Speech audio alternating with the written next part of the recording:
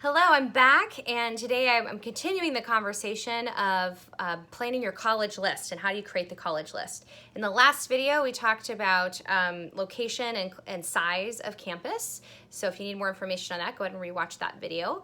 In this video, I want to talk about your academic programs and campus life.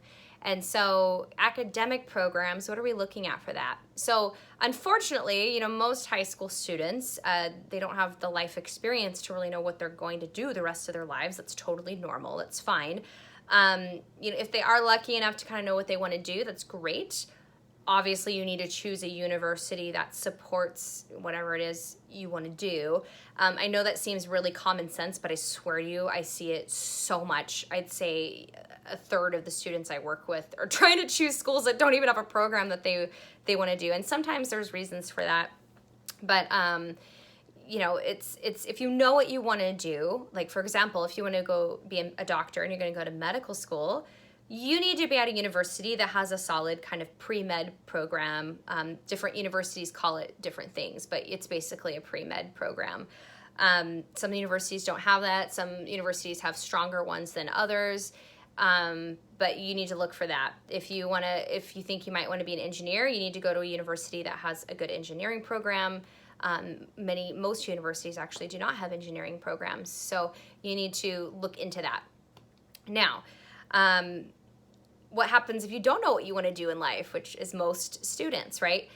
I tell students, you probably have an idea. You at least know what you don't want to do, right? So if you're thinking about maybe going into engineering, you need to go to a school with an engineering school. If you think you might want to be a teacher, you need to go to a school with a teaching program.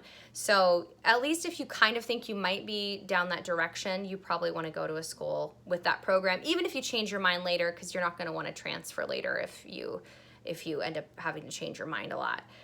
So that's kind of one thing to go into.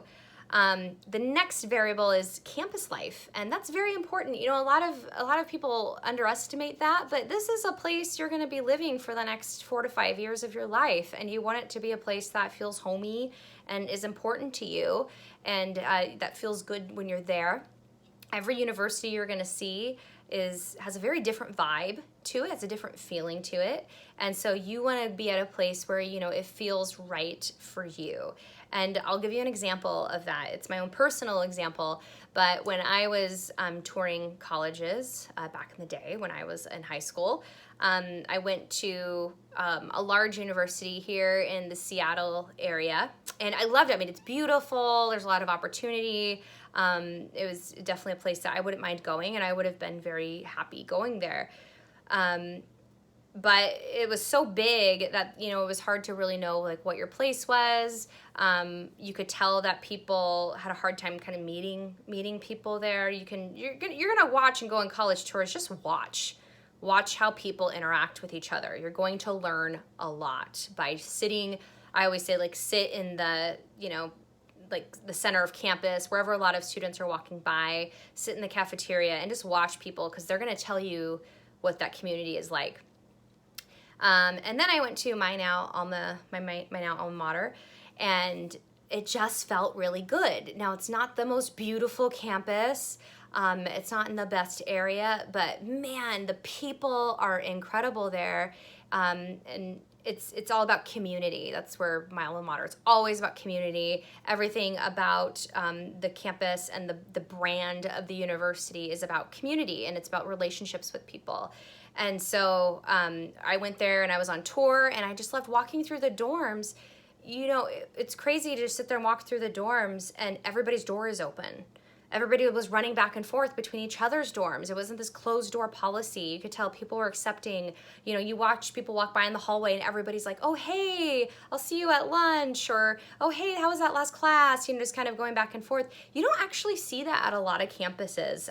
People don't realize that. That's very rare, and I love that. I'm a people person, and so that was important to me to be able to build those relationships with people that have a similar mindset to me.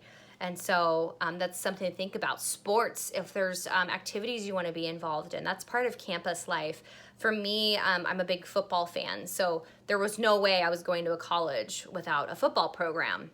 I love going to football games on Saturdays with your friends. I don't know, that's fun for me. So that was important to me that I had a football program. I've had students that ruled out schools. I have a student who just ruled out all schools that didn't have a great basketball program. He's a big basketball fan. He doesn't play basketball, but he loves it. He likes going to the games, so that was important to him. So think about the kind of life you kind of want to have at school. That is your campus life.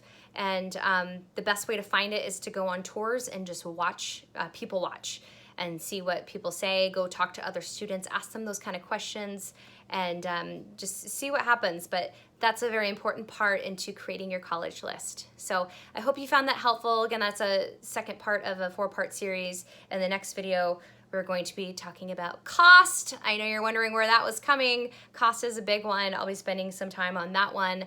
And then we're going to get into some other topics as well.